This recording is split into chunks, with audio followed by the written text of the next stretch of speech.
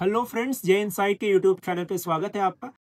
देखो, अब हम बात करने जा रहे हैं कि कौन कौन से ऐसे डॉक्यूमेंट्स हैं जो आपको रिक्वायर्ड होंगे आपके रजिस्ट्रेशन के टाइम पे। सबसे पहला डॉक्यूमेंट आपका आता है आधार कार्ड। आधार कार्ड आपके नंबर से लिंक्ड होना चाहिए, ये बात को ध्यान में रखना। आधार कार्ड आपके नंबर से, जो भी आपका फ़ोन नंबर है उससे लिंक्ड होना चाहिए। दूसरी बात, आधार कार्ड पे जो फोटो होगा वो आपके रिसेंट का फोटो होना चाहिए। बहुत पुराना फोटो मत डालना। जो बचपन की फोटोज आती हैं, जब आपने आधार कार्ड बनवाया होगा तब का फोटो नहीं चलेगा। उसे आप नया करवा लो, रिसेंट का करवा लो, साल डेढ़ साल पीछे की फोटोज चलेंगी। दूसरी चीज हम बात करें आपका सिग्नेचर, व्हाइट पेपर पे आपका सिग्नेचर होना चाहिए। ठीक है। तीसरा चीज आपका आता है फोटो। आपकी फोटो होनी चाहिए, वो भी व्हाइट बैकग्राउंड पे। तो जहां भी आप फोटो स्टेट में जाएंगे, जहां भी आप फोटो क्लिक करवाएंगे, व्हाइट बैकग्राउंड के साथ आपकी फोटो होनी चाहिए, पासपोर्ट साइज। इस बात को ध्यान रखना है। उसके बाद आता है आपका क्लास 10 का मार्कशीट। क्लास 10 का मार्कशीट इसलिए रिक्वायर्ड है क्योंकि यहाँ वो चेक करते हैं आपका डेट ऑफ बर्थ। तो इसमें यह ध्यान रखना है कि जो आपका ओरिजिनल डेट ऑफ बर्थ है, यानी कि जो आपके आधार कार्ड के ऊपर है और जो आपके क्लास 10 के मार्कशीट के ऊपर है, ये दोनों सेम होना चाहिए। ठीक है। क्लास 10 का मार्कशीट बहुत रिक्वायर्ड है।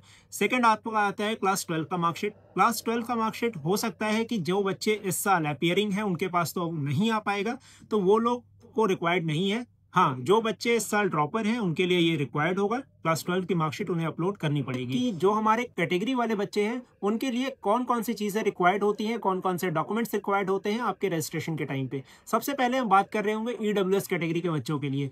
देखो, रजिस्ट्रेशन जब आपका स्टार्ट होगा और अगर आपकी कैटेगरी ईडब्ल्यूएस है तो आपके पास ईडब्ल्यूएस का सर्टिफिकेट होना चाहिए। यहाँ पर आप ऐसा नहीं कह सकते कि मेरे पास सर्टिफिकेट नहीं है, मैं किसी डिक्लेरेशन फॉर्म को साइन कर दूंगा तो क्या मेरा हो जाएगा। इस साल से ये सब चीज़ बंद कर दिया गया है। इस साल से एनटीए का एक बहुत बड़ा अपडेट आया है। जिन भी बच्चों के पास प्रॉपर ईडब्ल्यूएस का सर्टिफिकेट नहीं होगा उन्हें जनरल कैटेगरी के अंदर कंसीडर किया जाएगा।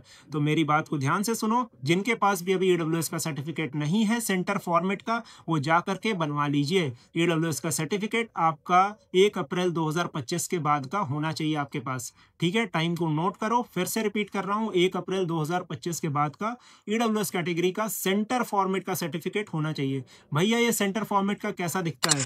देखो, सेंटर फॉर्मेट का जो सर्टिफिकेट होता है कुछ इस तरह का होता है। यहाँ पे आप ये 4 पॉइंट्स देख पाएंगे। ये डिनोट करता है कि आपका जो सर्टिफिकेट है वो सेंट्रल गवर्नमेंट से बनाया गया है। ठीक है। यहाँ पे जो आपके सिग्नेचर्स लगेंगे वो आपके अथॉरिटीज के होंगे, जाकर के आपको करवाना होगा। जल्द से जल्द से बनवा लो। दूसरे नंबर पे आता है आपके ओबीसी एनसीएल के बच्चे। ओबीसी एनसीएल के लिए भी सेम चीजें लागू होती हैं कि आपके पास ओबीसी एनसीएल का प्रॉपर सेंट्रल गवर्नमेंट का सर्टिफिकेट होना चाहिए। सेम, फिर से डेट को नोट करेंगे आप, 1 अप्रैल 2025 के बाद का सर्टिफिकेट होना चाहिए। आपके पास डिक्लेरेशन देने का कोई मौका इस साल से एनटीए आपको नहीं देने जा रही है। ये बड़ा अपडेट है, इस बात को ध्यान रखना है। पिछले साल तक ये मौके दिए जाते थे कि आप डिक्लेरेशन अभी दे दो, बाद में जाकर के आप अपना सर्टिफिकेट दे देना, लेकिन इस बार आपके पास सर्टिफिकेट होना चाहिए।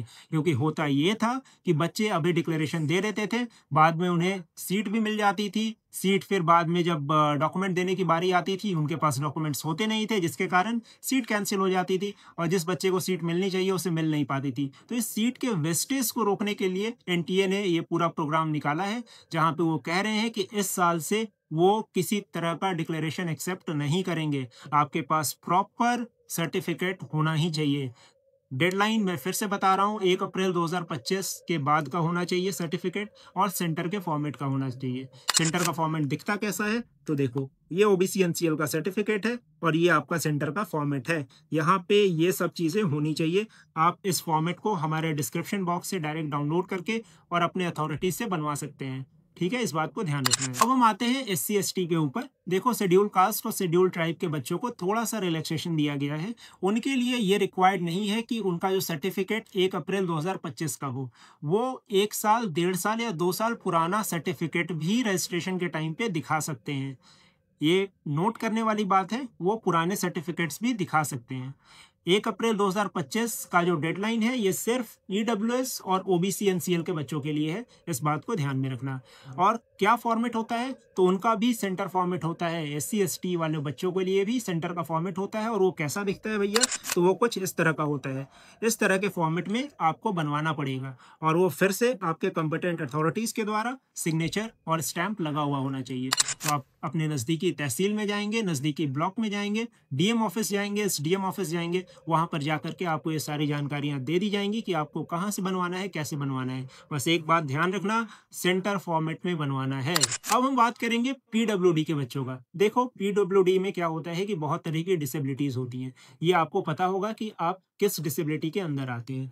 तो देखो हर डिसेबिलिटी के लिए अलग अलग सर्टिफिकेट होती है। अगर हम बात करें कि पीडब्ल्यूडी का फॉर्म 2 किसके लिए आता है भैया, तो ये आता है परमानेंट पैरालिसिस के लिए।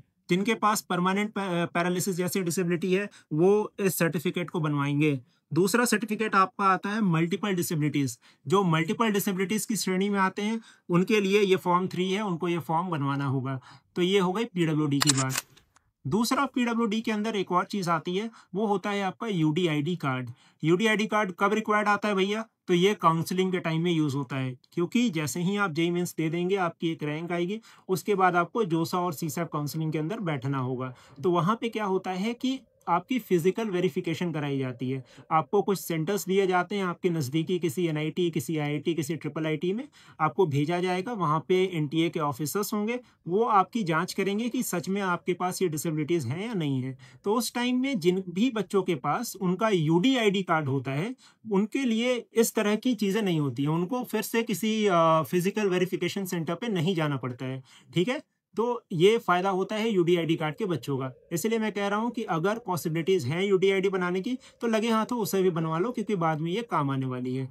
ध्यान रखना है इस बात को। तो ये कुछ सेट ऑफ डॉक्यूमेंट्स हैं दोस्तों, बहुत इंपॉर्टेंट है, सारे बनवा के रख लो।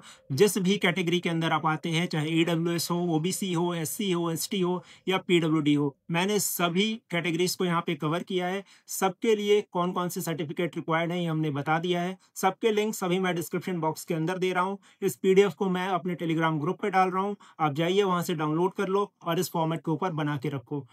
थैंक यू वेरी मच इस पूरे वीडियो में जुड़े रहने के लिए। अगर किसी तरह का डाउट आता है नीचे कमेंट बॉक्स में पूछो, हमारी टीम तुरंत आपका जवाब देगी। मिलते हैं नेक्स्ट वीडियोस के अंदर दोस्तों। Thank you very much. जय हिंद।